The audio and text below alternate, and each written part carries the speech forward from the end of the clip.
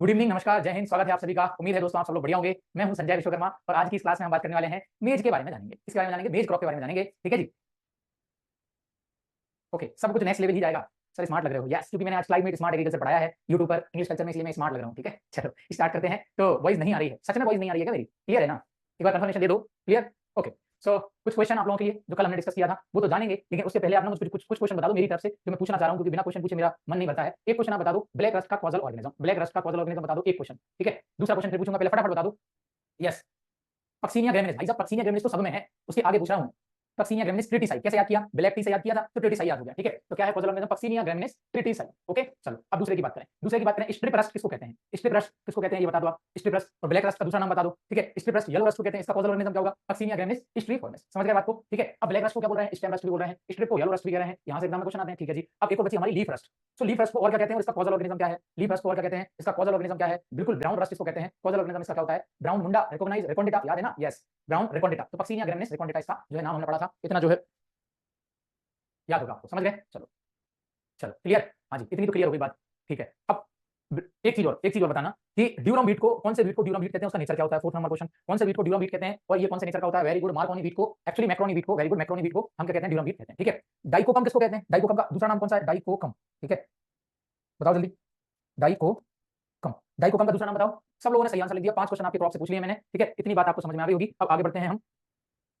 अपने पहले क्वेश्चन पे। बोल रहा है grain and straw ratio in the most of the Mexican wheat variety should be, कितना होना चाहिए अकॉर्डिंग टू ऑप्शन? आप सब लोगों को आंसर पता है। राइट आंसर क्या आएगा? वेरी गुड, सब लोग सही आंसर दे रहे हैं। राइट आंसर क्या जाएगा? 1:1। ये तो कल हमने डिस्कस किया ही था, दाना भूसा का अनुपात। अगले क्वेश्चन की बात करते हैं। Which of the following gene responsible for the dwarfness in our wheat? गेहूं में ड्वार्फनेस के लिए रिस्पांसिबल जीन का नाम क्या है? ठीक है, ये भी आपको पता है। ठीक है, वेरी गुड, सब लोग सही आंसर दे रहे हैं। नॉरेंटेन। ओके, एक्चुअली नॉरेंटेन वैरायटी भी थी, बट बाद में उसको जीन में कन्वर्ट किया गया, जैसे वो डीजीवी जीन वाला कॉन्सेप्ट हमने राइज में पढ़ा था। ठीक, ये तो आपको याद है। ठीक है, टिप 23 और काफिर 60, ये भी क्या है? ये जीन है। ये कहीं ना कहीं कौन सी क्रॉप्स में रिस्पांसिबल है? काफिर का बता दो, काफिर का बता दो। काफिर किससे रिलेटेड है? पहला काफिर का बता दो, बाजरा से कि ज्वार से? बड़ी कंफ्यूजन होती है, जल्दी बताओ, बड़ी कंफ्यूजन। काफिर, काफिर का बताओ सब लोग आंसर। कुछ ज्वार दे रहे हैं, कुछ बाजरा दे रहे हैं, कुछ ज्वार दे रहे हैं, कुछ बाजरा दे रहे हैं। टिप्ट जो है वो बाजरा से रिलेटेड है। ठीक है, और काफिर के सोलगम से रिलेटेड है। काफिर, सोलगम, टिप्ट, बाजरा। Very good. ठीक है, ये याद रखोगे। अगले क्वेश्चन की बात करते हैं। अगला क्वेश्चन क्या कह रहा है? अगला क्वेश्चन कह रहा है हमसे कि सीडेड दे रखी है, कौन सा सुमेलित नहीं है? सुमेलित मतलब गलत कथन यहाँ पर बोल रहा है। जल्दी बताओ राइट आंसर क्या होना चाहिए। रिया मैडम सोना नहीं है, आप कैमरा ओपन करके और सोने का प्रयास कर रहे हो, मैं ऐसा कदापि नहीं होने दूंगा। ठीक है जी, हाँ, क्लियर। तो अगले प्रश्न की ओर चलते हैं। इस प्रश्न का तो सही उत्तर आप सब लोग बता रहे हैं। इस प्रश्न का सही उत्तर क्या होगा? इस प्रश्न का सही उत्तर होगा 80 से 85। सही उत्तर मतलब गलत है, बाकी सारे कथन सत्य हैं। अगले प्रश्न की बात करते हैं। सुगंध की बात हो रही है, दुनिया को पता है, आपको भी पता है। क्या आएगा राइट आंसर? राइट आंसर यहाँ पर क्या आना चाहिए? राइट आंसर आएगा यहाँ पर, वेरी गुड, सब लोग समझदार हैं, 2 एसिटाइल 1 पायोलाइन। ठीक है, देखो आप लोग कितना अच्छे से पढ़ते हैं, एक एक क्वेश्चन का आंसर दे रहे हो आप, भले गूगल बाबा की मदद करके ले रहे हो, लेकिन आंसर जरूर दे रहे हो। ठीक है, चलो आगे बात करते हैं। Which of the following species of the paddy in dwarf species this paddy does not fall, it is called subtropical paddy. You know about the name of the paddy? I think yes, all of you guys given right answer of this question, and right answer of this question is japonica. Already हम पढ़ के आए हैं कि झुकेगा नहीं, पुष्पा भाव झुकेगा नहीं, तो राइट आंसर क्या आएगा? हाँ, राइट आंसर आएगा आपका जैपोनिका। जवानिका इंडोनेशिया वाली है, इसको वाइल्ड राइस कहते हैं। इंडिका वो वाला तो खाना आपको पता है, सागर दी बोटी के अंदर इंडिका चला, तो ये वाला तो फिर वो इंडिका वाला है। ठीक है, समझ में आ गया। चलो आगे बात करें। अगले क्वेश्चन की बात करते हैं। The process of removing male part of मेज फ्रॉम प्लांट पार्ट, इसको क्या कहेंगे? ठीक है, अब ये तो देखो, ये थोड़ा आपके लिए नया हो सकता है, बट ये हम कवर कर सकते हैं। ठीक है, आप पढ़ाएं और याद ना हो ऐसा हो ही नहीं सकता। अरे वाह, थैंक यू। ओके, तो आंसर क्या होगा इसका? आंसर होगा सर डी टेस्लिंग। ठीक है, अब सुन लो, जब बात आ गई है तो जो मेज का मेल पार्ट होता है, मेल पार्ट होता है ना, उसको क्या कहते हैं? एक्चुअली इसको टेसल कहते हैं। ठीक है, और जो प्रोसेस होती है निकलने की, उसको टेसलिंग कह देते हैं। ठीक है, और एक होता है डी टेसलिंग, हम किसमें करते हैं? बेबी कॉर्न, आईबीपीएस में आया हुआ क्वेश्चन है। बेबी कॉर्न को फर्टिलाइजेशन के 2 से 3 दिन पहले हम क्या करते हैं? उसको तोड़ लेते हैं, ताकि विदाउट फर्टिलाइज जो क्रॉप है उसको हम यूज कर सकें। तो बेबी कॉर्न को सिर्फ इमरजेंस के 1 से 3 दिन या 1 से 4 दिन के आसपास, वो डिपेंड करता है वैरायटी पर, उसको तोड़ लेते हैं फर्टिलाइजेशन के पहले, और जो मेल पार्ट होता है उसको रिमूव कर देते हैं। इसी को डी टेसलिंग कहते हैं, इसी को डी टेसलिंग कहते हैं। ठीक है, आपके पढ़ाने के बाद गूगल करने की जरूरत नहीं है। थैंक यू भाई साहब, आप लोग इतना अच्छा जो है कॉम्प्लीमेंट देते हैं।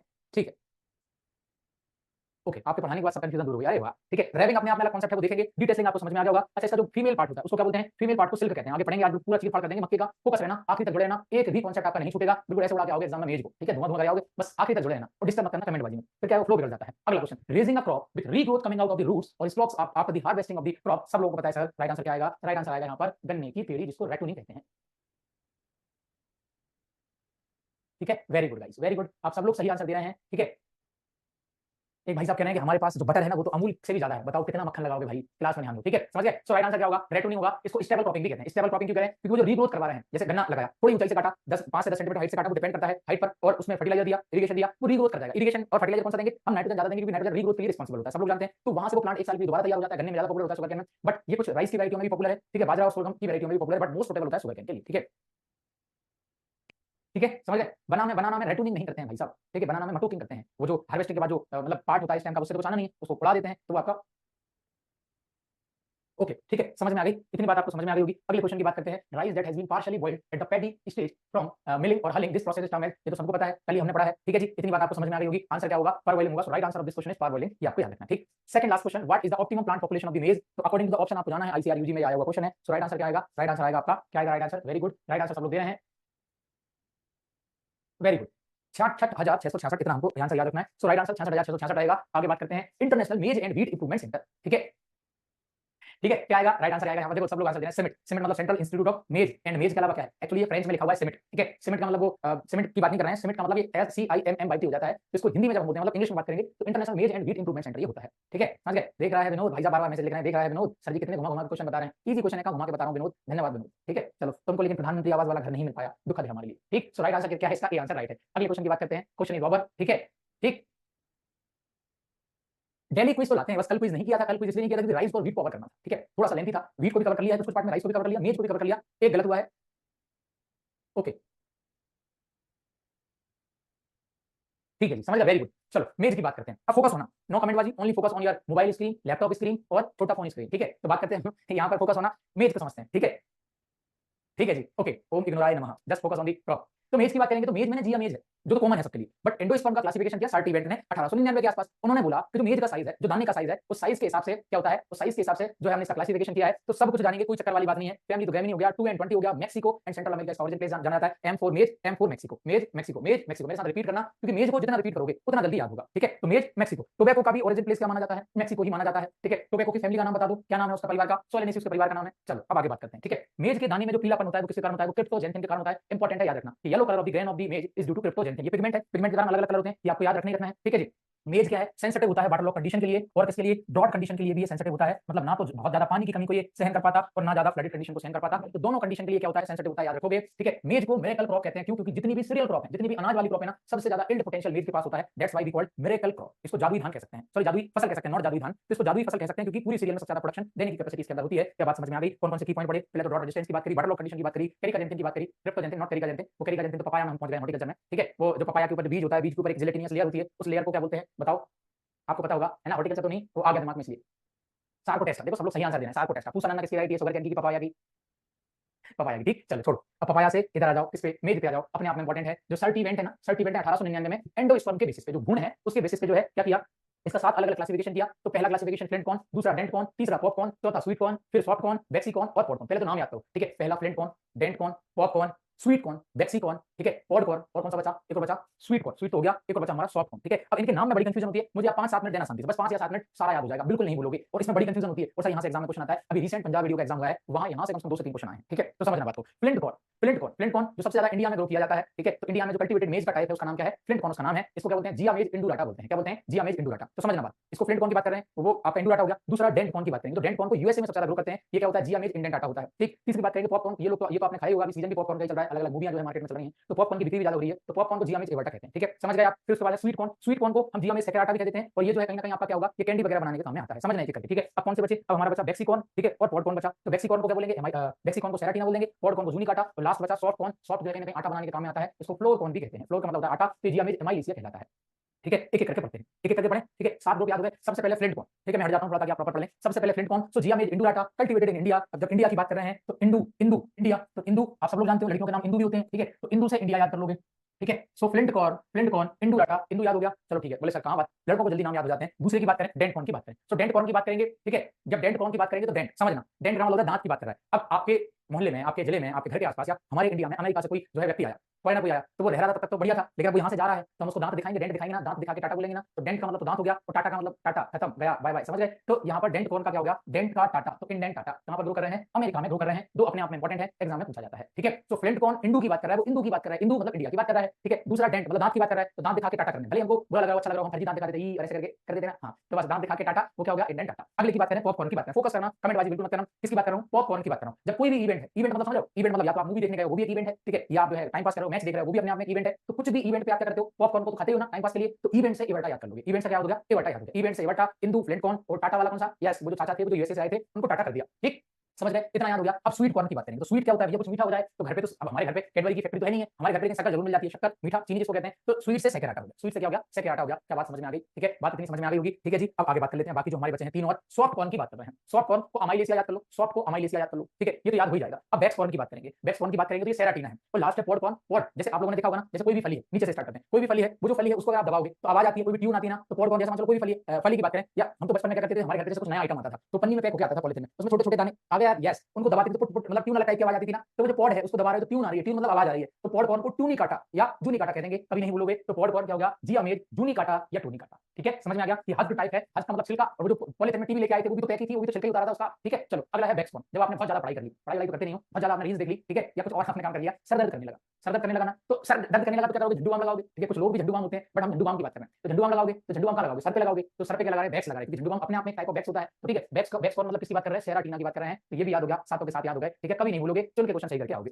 रिवाइज कर लेते हैं। ठीक है, चलो रिवाइज कर लेते हैं, पिछले वाले पे आ जाते हैं। पहले नंबर पे फ्लिंट कॉर्न, केवल इधर के नाम देखोगे, इधर वाले नाम देखोगे। ठीक है, पहले पे आते हैं flint corn. Flint corn India में ग्रो कर रहे थे इंदू, तो जिया में इंडू डाटा। ठीक, दूसरे की बात करते हैं, दूसरा का नाम क्या था? वो जो अमेरिका वाला भैया, हाँ, डेंट कॉर्न, तो डेंट कॉर्न को इंडियन डाटा कह रहे थे। ठीक, याद हो गया। तीसरे की बात करें, तीसरा कौन सा था? पॉपकॉर्न। तो किसी भी इवेंट पे आप खा रहे हो ना, क्या पॉपकॉर्न इवेंट पे, तो इवेंट, तो जिया में इवेंट, वेरी गुड। तो चौथे की बात करें स्वीट, अब भैया घर पे कुछ मीठा हो जाए तो घर पे कुछ मीठा क्या मिलेगा? शक्कर मिलेगी, चीनी मिलेगी, तो वो सेकंड आटा हो गया। ठीक, चार याद हो गए। अब पांच पे आ जाते हैं। पांच बार कौन सा पड़ा? पॉड कॉर्न पड़ा। अब पॉड को दबाओगे, पॉड को फोड़ोगे तो आवाज आएगी, आवाज मतलब ट्यून आएगी, तो जिया में ट्यून काटा। ठीक, छठे की बात करते हैं। छठा कौन सा? यस, सर दर्द कर रहा है, सर पे क्या लगाना है? बैक्स लगाना है, झंडू बाम लगाना है, सेराटीना, जिया में सेराटीना। और लास्ट क्या है आपके पास? लास्ट है आपके पास सॉफ्ट कॉर्न। सॉफ्ट कॉर्न जिसको जिया में अमाइलेसिया भी कहते हैं, कि अपने आप में फ्लोर पर्पस के लिए यूज किया जाता है। क्या सबको याद हो गया? अब कभी नहीं भूलोगे, बड़ी कंफ्यूजन रहती थी इसमें, अब नहीं भूलोगे। क्यों नहीं भूलोगे? इसलिए नहीं भूलोगे क्योंकि आपने जो है ना 5 मिनट दिए हैं आपने संजय भैया के साथ। ठीक है, संजय भैया ने आपको सबको सिखा दिया है। क्या सिखा दिया? कि क्या क्या आपका जो यहाँ पर अलग अलग नाम हो सकता है। Yes, clear, yes, very good जी। ठीक है, आपने याद करा दिया। हाँ जी, अगर आपको पसंद आया है तो लाइक करें, फॉलो करें। ठीक है, चलो, क्लियर हो गई बात, एकदम क्लियर, हमेशा माइंड में रहेगा, कभी नहीं भूलोगे। ठीक, ठीक है, वीट की स्पीसीज भी सब क्लियर है। यही तो मजा है, मैं क्या बोला, थोड़ा सा टाइम लेंगे। थोड़ा सा टाइम का मतलब अगर कोई लेक्चर दो टॉपिक 2 लेक्चर में खत्म हो रहा है, हो सकता है वो 3 लेक्चर हो सकता है, वैसे वो 2 में कवर होगा, बट वो जो स्मूथ तरीके से आप पढ़ोगे ना, जैसे ये कभी नहीं भूलोगे, ये जो दिमाग में रहेगा ना, कभी काहे मजे ले रहा है भाई, सर यहाँ ऑफिस में बैठे कहो तो बुला लाऊं, अभी ले तू मुझे, अभी बुला लाता हूं, सर रुक जा, रुक कभी सर ऑफिस में काहे भाग रहा है भाई, सर ऑफिस में बैठे हैं सच में, और बस बुला के लाना है हमको, आज तुमको वीडियो कॉल भी नहीं करनी, बस इधर आएंगे गुरुजी, आपके गुरुजी और निपटा देंगे आपको। ठीक है, कुणाल गुप्ता भाग गया भाई, कोई बात नहीं यार, चलो छोड़ो उसको। अगर तू दूसरी बार किया ना तो तू तो गया बेटे। ठीक है, चलो इधर आ जाओ, चलो मेज की बात करते हैं, फोकस हो गए। ग्लोबली बात करें तो ग्लोबली वर्ल्ड की बात करेंगे तो सबसे ज्यादा चाइना के पास क्या है? एरिया है, बट प्रोडक्शन की बात करेंगे तो प्रोडक्शन कौन है? अमेरिका। इसलिए बैकबोन ऑफ अमेरिका किसको बोलते हैं? बैकबोन ऑफ अमेरिका में क्रॉप की बात करेंगे तो मेज को ही बोलते हैं। बैकबोन ऑफ अमेरिका किसको बोलेंगे? आपके मेज को बोलते हैं, क्योंकि सबसे ज्यादा वहां मेज ग्रो किया जाता है, सबसे ज्यादा कॉर्न ग्रो किया जाता है, जितनी वैरायटियां जो है वो देखने को मिलेंगी। ठीक है, समझ में आ गई आपको? ठीक, चलो, हाँ, तो ये आपको समझ में आ गया होगा। इंडिया की बात करेंगे तो इंडिया में सबसे ज्यादा एरिया मध्य प्रदेश के पास है। ठीक है, और प्रोडक्शन भी सबसे ज्यादा मध्य प्रदेश के पास है, सेकंड नंबर पे कर्नाटक है। बट प्रोडक्टिविटी की बात करेंगे तो आंध्र प्रदेश। और ये जो पार्ट है ना, करंट अफेयर का पार्ट है, जब भी आप एग्जाम देने जाओगे तब उस टाइम का करंट अफेयर देख के जाओगे कि इनमें कोई पोजीशन में चेंज तो नहीं हुआ। तो मैं ज्यादा फोकस इसलिए नहीं करूंगा क्योंकि अभी आपने ये चीजें दिमाग में रखी, तो एट द टाइम एग्जाम के टाइम हो सकता है डाटा फ्लक्चुएट कर जाए, हो सकता है कर्नाटक पहले नंबर पे आ जाए, बट ये लेटेस्ट डाटा है तो हम इसके साथ अभी तो जा सकते हैं, बट ये परमानेंट याद नहीं करना है, बिफोर एग्जाम हमको एक बार चेक करके जाना है। ठीक है, समझ गए? चलो, उसके बाद बात करें मेज की, तो मेज में 4% तो ऑयल मिल जाता है उसके दाने में, 10% के आसपास प्रोटीन मिल जाता है, और 70% के आसपास मिल जाता है कार्बोहाइड्रेट, जिसको कार्ब्स भी कह देते हैं। ठीक है, समझ गए? ये नया डाटा है, कहीं कहीं कर्नाटक लिखा हुआ, मैं नए डाटे की बात कर रहा हूं, नया डाटा जो एकदम नया डाटा है, उसमें हो सकता है पुरानी बुक्स में आपको प्रोडक्शन में मेज में कर्नाटक मिले, बट अभी फर्स्ट पोजीशन पे मध्य प्रदेश है, एरिया में भी प्रोडक्शन में। ठीक है, कोई भी डाटा गलत नहीं पढ़ाऊंगा, क्यों? क्योंकि मुझे पता है, मैंने भी एग्जाम की तैयारी की है, एक पॉइंट एक एग्जाम कितना, एक क्वेश्चन एग्जाम में कितना मैटर करता है। ठीक है, तो गलत डाटा कुछ नहीं पढ़ाना है, जो भी है सब ऑथेंटिक है। मेज की बात करेंगे तो सी4 प्लांट है, नॉन टेलरिंग प्लांट है, सी4 प्लांट है और नॉन टेलरिंग, इसमें टेलर्स नहीं निकल रहा है, पर हमने देखा कल मीट में क्या देखा कि दाने से कुछ ऐसी ब्रांचेस निकल रही हैं जो अपने आप में इंडिविजुअल प्लांट के तौर पे काम कर रहा है। इसको क्या बोला था सर? इसको टेलर्स बोला था, समझ गए? बट इसमें टेलर्स नहीं निकल रहे हैं, that's why maize is called as non tiller plant, इसमें टेलर नहीं निकलेंगे। ठीक, सी4 प्लांट है। अब सी4 प्लांट की भी ट्रिक हमने याद की थी, याद है? मगज के लड्डू लेने गए बाजार और लेके आए 4, मतलब मक्का, गन्ना, ज्वार, बाजरा, और बाजार से क्या लेके आए? बाजार से लड्डू लेके आए थे, बट लड्डू नहीं, वो बाजरा, सो बाजरा सी4, मक्का सी4, गन्ना सी4 और ज्वार सी4। ठीक है, तो मगज के लड्डू लेने गए थे बाजार, लेके आए थे 4, और 4 के 4 सी4 है, वो आपको याद है। ठीक है, वेरी गुड। ठीक है, अब मेज मोनोसियस नहीं चलता है। मोनोसियस क्या होता है? नॉट मोनोसियस, इट्स मोनोइसियस, मतलब male female flower same plant में है बट सेम फ्लावर में नहीं है। जब एक ही फूल में मेल फीमेल पार्ट होता है तो उसको हर्माफ्रोडाइट कहते हैं, उसको ओबेलिंगी फूल कहते हैं, वो मैंने आपको बताया है बहुत अच्छे से। ठीक है, लेकिन हम यहाँ पर बात कर रहे हैं मोनोइसियस। मोनोइसियस मतलब मेल पार्ट अलग है, फीमेल पार्ट अलग है, बट सेम प्लांट पे वो है। ठीक है, इसलिए यहाँ पर ये मोनोइसियस प्लांट कहलाएगा। और इसमें क्रॉस पॉलिनेशन होता है। किसमें? मेज में। क्यों हो रहा है sir cross pollination? Sir cross pollination इसलिए हो रहा है कि या तो मेल पहले डेवलप हो जा रहा है या फीमेल पहले डेवलप हो रहा है, बट मेज में तो मेल ही पहले डेवलप हो रहा है। M4 मेज, M4 मेक्सिको, M4 मेल, तो मेल पहले डेवलप हो रहा है, इसलिए हम इसको प्रोटोएंड्री कंडीशन कहते हैं, not protandry, it's protoandry condition. Okay, so जो एंड्रोशियम वाला पार्ट है, जो मेल वाला पार्ट है, वो पहले डेवलप हो गया, और जब पहले डेवलप हो गया, फीमेल बाद में डेवलप हो रही है, तो सेम टाइम पे जो है उनमें फर्टिलाइजेशन नहीं हो पाएगा, क्योंकि मैच्योरिटी में थोड़ा सा प्रॉब्लम हो गई है। ठीक है, तो इसलिए क्रॉस पॉलिनेशन होता है। अब प्रोटोकाइनिक कंडीशन किसमें होती है? सोलगम में होती है कि बाजरा में होती है? बताओ आप लोग। प्रोटोकाइनिक, क्योंकि उसमें ना फीमेल पार्ट पहले डेवलप हो जाता है, मेल बाद में डेवलप होता है। वेरी गुड, आंसर सब लोग दे रहे हैं बाजरा। सो बाजरा के अंदर जो है प्रोटोकाइनिक कंडीशन देखने को मिलती है। ठीक है, तो मतलब वहां पे भी क्रॉस पॉलिनेशन हो जाएगा। ठीक है, बट प्रोटोकाइनिक कंडीशन है, फीमेल पहले डेवलप हो जाता है। बात समझ में आ गई? So cross pollination is male due to protoandry condition, ये तो हमने समझ लिया, इतनी बात आपको याद भी हो गई होगी। आगे बात करें, इसके अंदर जड़ें देखने को मिलती हैं, क्योंकि सीरियल क्रॉप है तो याद तो करेंगे, अभी जड़े भी समझेंगे, मत घबराओ, पूरा बॉटनी इसका पढ़ेंगे। तो सेमिनल रूट्स जो वीट के अंदर आता है टेम्पररी रूट्स, बिल्कुल इसमें भी टेम्पररी रूट्स ही रहेंगे जो कहीं ना कहीं नरिशमेंट का काम करेंगे और हाईली सेंसिटिव है। किसके लिए? दोनों कंडीशन के लिए, एक वाटर लेग के लिए और एक ड्रॉट के लिए, ठीक है। और कोई अगर ज्यादा जो है मेज को खा रहा है, मतलब ईटिंग ज्यादा कर रहा है, उसकी तो पहला डिसीज हो सकती है, क्योंकि यहाँ पर क्या है, लो कंटेंट है विटामिन बी कॉम्प्लेक्स का, ठीक है। इसमें नियासिन और ट्रिप्टोफैन प्रॉपर देखने को नहीं मिलते हैं। इतनी बातें आपको याद रखनी है। आगे बात करें हाइब्रिड मेज के कॉन्सेप्ट के बारे में, तो हाइब्रिड मेज का कॉन्सेप्ट ईएम ईस्ट ने दिया था, जो कि 1910 में दिया था सल ने, ठीक है, सिंगल क्रॉस टेक्निक के हिसाब से। और डबल क्रॉस टेक्निक किसने दी थी? Double cross technique D F Jones ने दी थी। हो सकता है आपके नोट्स में यहाँ पर 1920 लिखा हो, ठीक है, हो सकता है आपके नोट्स में 1920 लिखा हो, तो मेरे हिसाब से तो 1912 है, बट मैं चेक कर लूंगा और कल मैं आपको कंफर्म करके बताऊंगा। आपके डाउट के पहले ही मैंने बता दिया कि 1920 लिखा हो सकता है, but I will check and confirm you on tomorrow class, okay. So D F Jones ने डबल क्रॉस टेक्निक दी, कैसे याद करोगे? S4 सल, S4 single cross technique, D4 D F Jones, D4 double cross technique. तो अभी इंडिया में जितनी भी जो प्रोडक्शन टेक्निक्स हैं, हम डबल क्रॉस टेक्निक का ही यूज करेंगे, ठीक है। मैंने बता दिया है, फिर भी कमेंट करके काहे मुझे परेशान कर रहे हो। डबल क्रॉस टेक्निक जो है आपका डीएफ जोन्स ने दिया है, और प्रेजेंट हम जो हाइब्रिड सीड प्रोडक्शन कर रहे हैं वो डबल क्रॉस टेक्निक से ही कर रहे हैं। और रबी मेज को बिहार में ग्रो किया जाता है, बहुत इंपॉर्टेंट क्वेश्चन है, बहुत सारे एग्जाम में पूछा गया है। क्यों? क्योंकि मेज जो है डी न्यूट्रल प्लांट है, रबी खरीफ जाए तीनों में लगाया जा सकता है। At the time of flowering they can not required proper light intensity, that's why maize is considered as the neutral plant.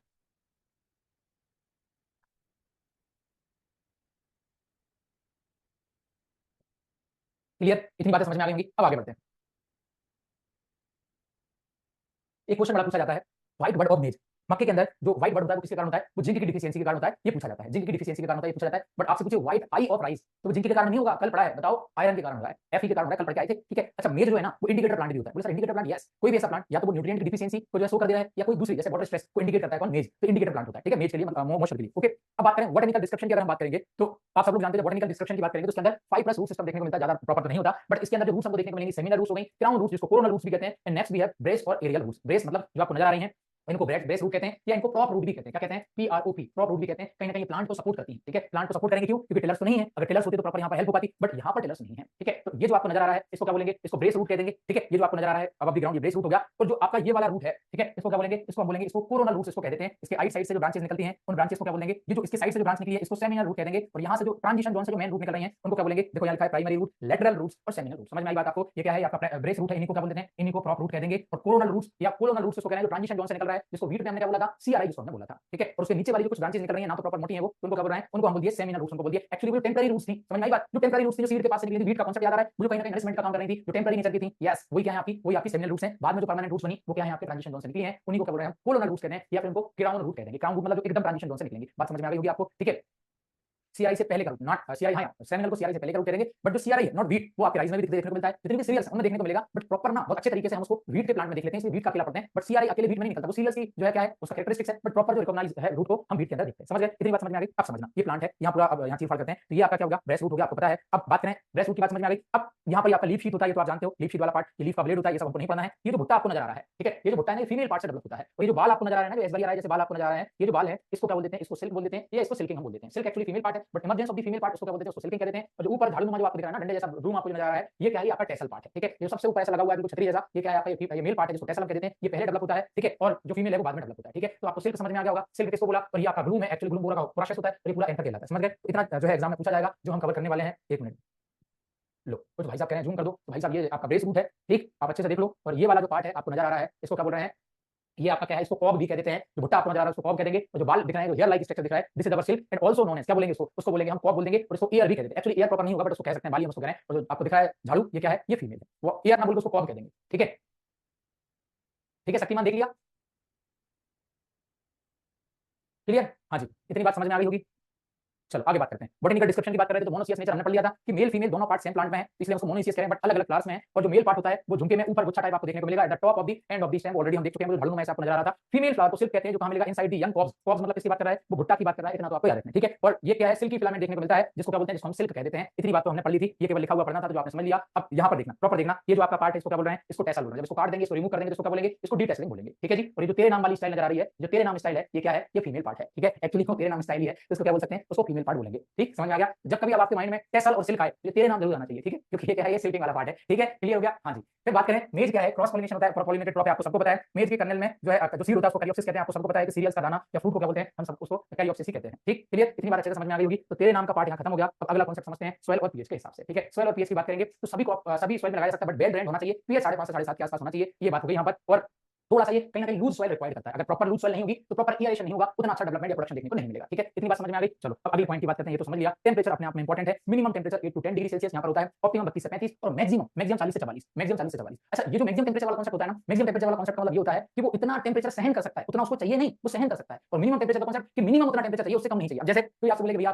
कितने टेंपरेचर में रह सकते हो, तो किसी ने जो है कल की मूवी देख के आया था तो बोल दिया मैं 100 डिग्री टेंपरेचर पे भी रह लूंगा, और 50 में तो ऊपर नीचे हो रहा है, 100 डिग्री में क्या करेगा? तो मतलब बॉडी की मिनिमम जो मैक्सिमम जो कैपेसिटी है टेंपरेचर को सहन करने की, वो आपकी मैक्सिमम टेंपरेचर वाली लिमिट हो गई। ठीक है, अगर हम मिनिमम टेंपरेचर की बात करें तो कितना मिनिमम टेंपरेचर में आप रह सकते हो? आप लोगों को शायद बहुत कम लोग जानते होंगे, इंडिया का एक ऐसा पार्ट है, लद्दाख की जब बात करते हैं, सियाचिन ग्लेशियर की जब बात करते हैं, -40 -45 डिग्री टेंपरेचर में पहुंच जाता है, मतलब माइनस में 45 डिग्री टेंपरेचर। और पॉजिटिव की बात करें तो 4 डिग्री सेल्सियस पे तो पानी बर्फ में बदलने लगता है, तो -50 डिग्री टेंपरेचर भी इंडिया में है। तो वो मिनिमम टेंपरेचर कितना वहां सहन हो सकता है पर्टिकुलर क्रॉप्स का, वो आपको याद रखना है। ठीक, फिर टेंपरेचर को ऑप्टिमम ग्रोथ 32 डिग्री टेंपरेचर चाहिए, और जर्मिनेशन के लिए 21 चाहिए, अपने आप में इंपॉर्टेंट है। और वार्म वेदर क्रॉप है, मतलब क्यों? क्योंकि जर्मिनेशन के लिए टेंपरेचर कितना चाहिए? 21 कहीं ना कहीं वार्मनेस सॉइल के अंदर और टेंपरेचर के अंदर होना चाहिए। इतनी बात आपको समझ में आ गई होगी, टेंपरेचर से रिलेटेड काम हो गया। ठीक है, समझ गए? चलो फिर आगे बात करें। आगे बात करेंगे स्पेसिंग इन प्लांट पॉपुलेशन, ये अपने आप में इंपॉर्टेंट पार्ट होता है। जैसे खरीफ की बात करेंगे तो 16 to 20 सेंटीमीटर स्पेसिंग हम रख रहे हैं, तो 65 से 70 हजार नंबर ऑफ प्लांट आ जाते हैं। राउंड फिगर में आपको इतना ही याद रखना है। अच्छा, यहाँ पर स्पेसिंग थोड़ी कम की तो प्लांट पॉपुलेशन बढ़ गई, रबी में कितनी हुई? 85 to 1 लाख यहाँ पर प्लांट पॉपुलेशन हो गई। कैसे निकालते हैं प्लांट पॉपुलेशन? मैंने आपको कल भी बताया था। जब पॉपुलेशन को आपको निकालना है तो एरिया आपके पास कितना है और स्पेसिंग कितनी है उसे आप कैलकुलेट करके निकाल लोगे। तो एरिया आपके पास 10,000 मीटर स्क्वायर एरिया है, एक्चुअली मीटर में है, और ये स्पेसिंग सेंटीमीटर में, या तो इसको सेंटीमीटर में कन्वर्ट कर लो, ये नीचे वाले को आप उसमें कर लो मीटर में, तो आप इसको इंटू करके देख लो, 60 into 20 सेंटीमीटर है, इसको कन्वर्ट कर लेना, निकाल लोगे। तो राउंड फिगर में लगभग आपका 66 हजार के आसपास आता है। तो ये जो है आपका क्या कहलाएगा? ठीक है, ये 65 से 70 हजार के आसपास आ जाएगा। क्वेश्चन भी हमने किया था, कितना था? 66 हजार था। जब नॉर्मल आपसे पूछेगा तो कितना बताओगे? 66,000 प्लांट पर हेक्टेयर हमको बताना है। ठीक है, हेक्टेयर के हिसाब से बात करें। अब बात करें सीड रेट और सोइंग टाइम की बात करेंगे तो खरीफ में लगभग 20 किलोग्राम पर हेक्टेयर के आसपास जो है इसकी सीड रेट लगेगी, जून से जुलाई के आसपास हम इसकी सोइंग कर सकते हैं। रबी में 25 से 30 किलोग्राम, थोड़ी सी रिक्वायरमेंट ज्यादा होती है, सितंबर नवंबर के आसपास इसकी सोइंग टाइम रहेगा। स्प्रिंग मतलब ये जो है लेट से लगाया जाता है, जिसको समर में भी कहते हैं। निकाल के दिखाओ, या प्रिंटर लेके आऊं तो निकाल के दिखाओ कितनी प्लांट पॉपुलेशन बतानी है, फॉर्मूला बता तो दिया भैया, कहां से निकाल के दिखाऊं? प्रिंटर लेके आऊं, वहां से पौधे निकाल के बताऊं, देखो इतनी प्लांट पॉपुलेशन। यार थोड़ा इधर यूज कर लिया करो कॉमन सेंस, है ना? बिल्कुल एकदम बच्चे जैसे क्वेश्चन। ठीक, चलो सीड रेट की बात करें तो 45 into 20 सेंटीमीटर पे भी इसको लगाया जाता है, बट वो डिपेंड करता है कि वैरायटी कैसी है, उसका वाइडनेस कितना रखना है। तो खरीफ के लिए 15 से 20 क्विंटल यहाँ पर सीड रेट, देखो कुछ बुक्स में 15 अकेला लिखा होगा, कहीं 20 लिखा होगा, मैंने 15 से 20 कर दिया। ठीक है, तो आप सब लोग जानते हो कि वैरायटी किस पे डिपेंड करती है? सीड के वेट पे, सीड के साइज। ठीक, कंपोजिट वैरायटी 18 से 20 के आसपास होती है यहाँ पर सीड रेट, हाइब्रिड की 25, फॉडर के लिए 40, F4 फॉडर, F4 40, फॉडर 40, चारे के लिए 40 किलोग्राम, चाहे वो मेज की बात कर रहा है, चाहे वो बाजरा की बात कर रहा है, चाहे वो ज्वार की बात कर रहा है, 40 के आसपास रखोगे। और जायद की 20 से 25, ये सीड रेट जो है थोड़ा सा आप याद रखेंगे। इतनी बातें आपको समझ में आ गई होंगी। ठीक है, अब आगे बात करते हैं। ठीक है, आगे कॉन्सेप्ट की बात करते हैं। अगला जो कॉन्सेप्ट है वो आपका सोइंग टाइम से रिलेटेड है। तो जून जुलाई में इसको लगाया जा सकता है खरीफ में, अक्टूबर नवंबर में लगाया जा सकता है रबी में, और फरवरी मार्च में लगाया जा सकता है जायद सीजन में। ठीक है, मेथड ऑफ सोइंग की बात करेंगे तो ब्रॉडकास्टिंग भी की जाती है, रॉ मेथड से, रॉ मतलब कतारों में भी लगा देते हैं, और डिबलर मेथड का भी यूज करते हैं। डिबलर मेथड मतलब कि हमने पहले जो है जाना है, जब बात करें किसकी, जो वाइड स्पेस क्रॉप होती है, जिनको दूरी पर लगाया जाता है ना, उनको हम डिबलिंग मेथड का यूज कर लेंगे। मतलब हमने लाइन बना ली, उसमें छोटे छोटे गड्ढे कर लिए, या सीड को ही गड्ढा करके इंसर्ट करके डालते गए। ये क्या कहलाएगा आपका? ये कहलाएगा आपका कहलाएगा डिबलर।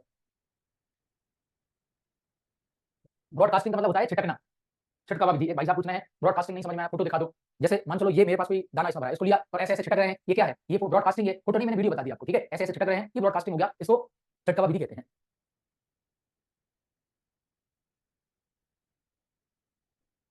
रॉ और डिबलर में छोटा सा डिफरेंस ये है बालक कि रॉ में plant to plant distance maintain नहीं हो पाती है, केवल row to row distance maintain होती है, बट डिबलर में प्लांट टू प्लांट और रो टू रो दोनों डिस्टेंस जो है मेथड मेंटेन हो जाती है। ठीक, चलो आगे बात करें इरिगेशन मैनेजमेंट की बात करें। तो इरिगेशन का एक तो सबसे पहले वाला कॉन्सेप्ट अच्छा है कि अगर उसको ईस्ट वेस्ट डायरेक्शन में रखेंगे, डायरेक्शन की बात करें, अगर ईस्ट वेस्ट डायरेक्शन में रखेंगे तो प्रॉपर सनलाइट मिलेगी, प्रोडक्शन थोड़ा सा बढ़ जाता है। तो ईस्ट वेस्ट डायरेक्शन वाला ये कॉन्सेप्ट आप याद रखेंगे। ठीक है, फिर उसके बाद बात करें इसकी वाटर रिक्वायरमेंट की, तो 500 से 800 ml के आसपास होता है, डिपेंड करता है वैरायटी पे, बहुत सारी वैरायटी कम जो है उसमें भी ग्रो हो जाती है, बहुत सारी वाटर रिक्वायरमेंट ज्यादा चाहिए। तो ये जो है आपका वाटर रिक्वायरमेंट वाला कॉन्सेप्ट हो गया। तो एक क्वेश्चन यहाँ पर पूछा जाता है कि जैसे वाटर रिक्वायरमेंट की बात करें, क्रिटिकल स्टेज की बात करें, ध्यान रखना क्रिटिकल स्टेज की जब बात कर रहा है, क्रिटिकल स्टेज मतलब सबसे ज्यादा पानी उसको चाहिए। तो जैसे पहला तो हो गया आपका टेस्लिंग, दूसरा हो गया आपका सिल्किंग, तीसरा आपका हो गया मान चलो नी हाइट, नी हाइट मतलब घुटने वाली अवस्था, और चौथा हो गया आपका ऑल।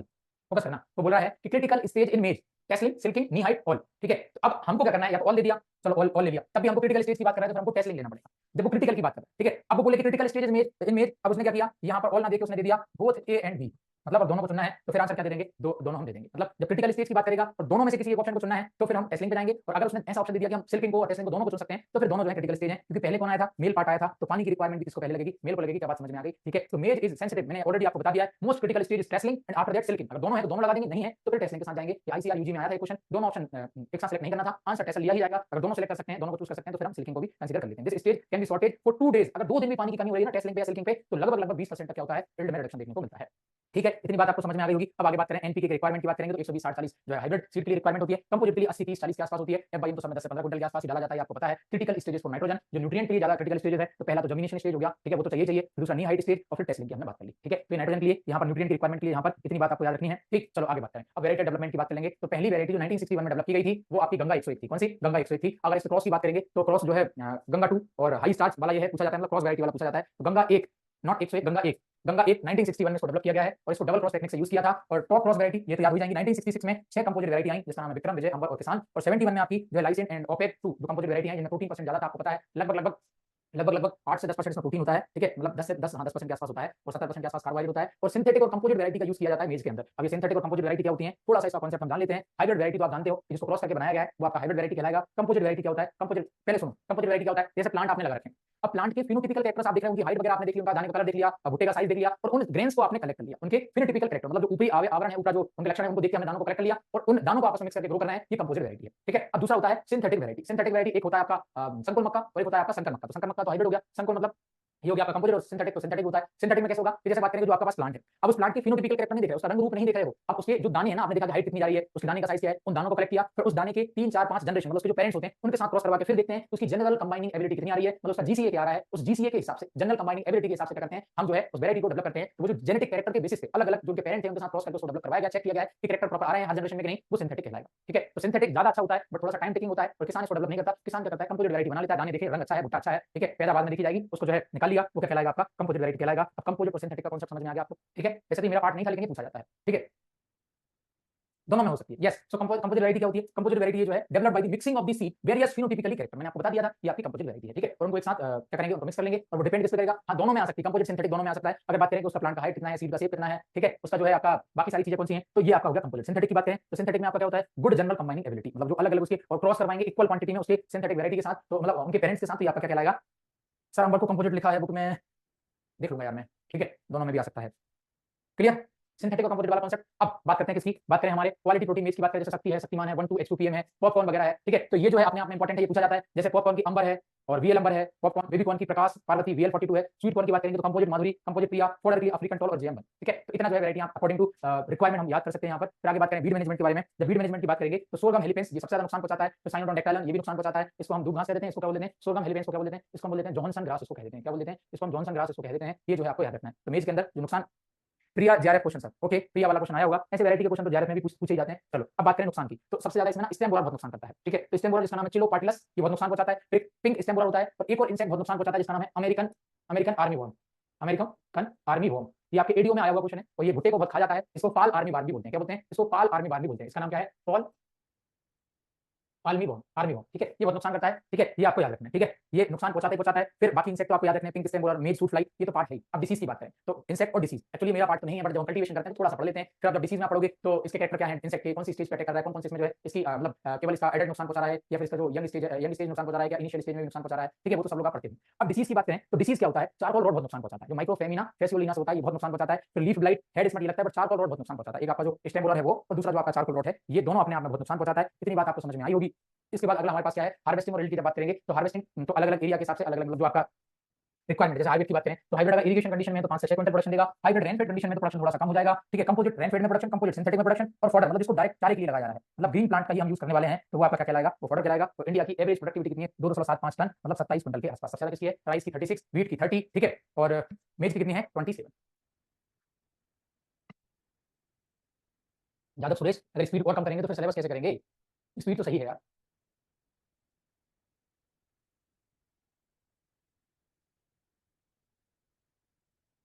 ये जो पार्ट है ना ये समझाने वाला पार्ट नहीं है, ठीक है, ये पार्ट समझाने वाला नहीं, ये याद करने वाला है। तो मेरी तरफ से मैंने इसको बता दिया, ठीक है। अब मेज के कुछ एक्स्ट्रा फैक्ट समझ लेते हैं।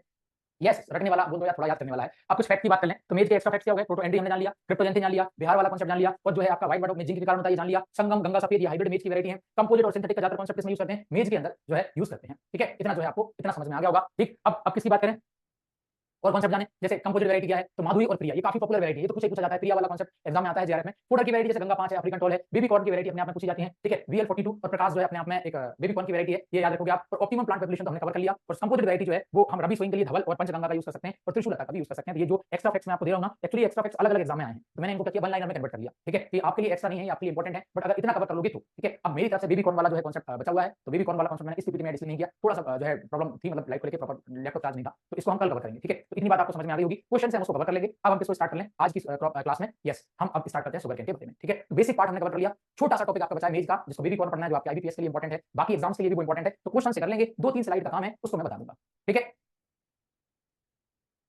मेज on, sugarcane on, okay finish, yes finish, समझ गए, चलो क्लियर होगी बात। अब आपको कुछ मेथ से रिलेटेड डाउट पूछना है तो आप मेरे से पूछ सकते हैं, मेथ से रिलेटेड। बेबी कॉर्न का बता दिया, बताऊंगा आपको नेक्स्ट क्लास में बेहतरीन तरीके से उसको समझ लेंगे। 2 या 3 स्लाइड है वो एक्चुअली स्लाइड मतलब स्लाइड, ठीक है।